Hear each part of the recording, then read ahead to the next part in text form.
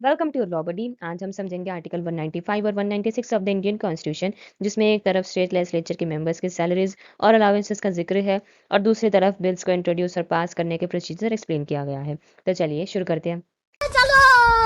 Article 195 कहता है कि स्टेट लेजिस्लेटिव असेंबली और लेजिस्लेटिव काउंसिल के मेंबर्स को सैलरीज और अलाउंसेस मिलेंगे जो स्टेट लेजिस्लेचर लॉ बना के डिसाइड करे।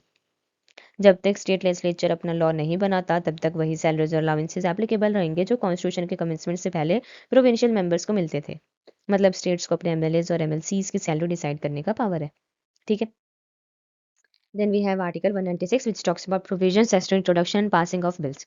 इसमें क्लॉज 1 कहता है कि एक बिल स्टेट लेजिस्लेचर के दोनों हाउसेज में से किसी भी हाउस में इंट्रोड्यूस हो सकता है अगर स्टेट में लेजिस्लेटिव काउंसिल है।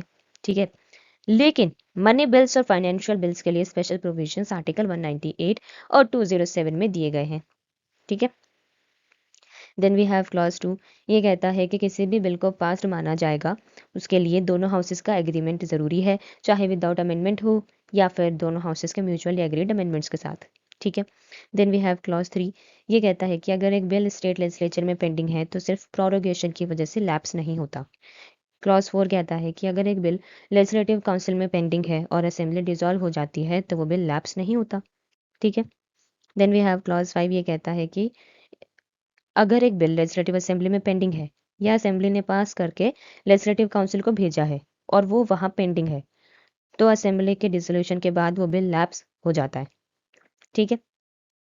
So this was simple explanation of Article 195 and 196 of the Indian Constitution. If you found this video useful, do not forget to like, share and subscribe your Law Buddy for more such legal content. Thank you.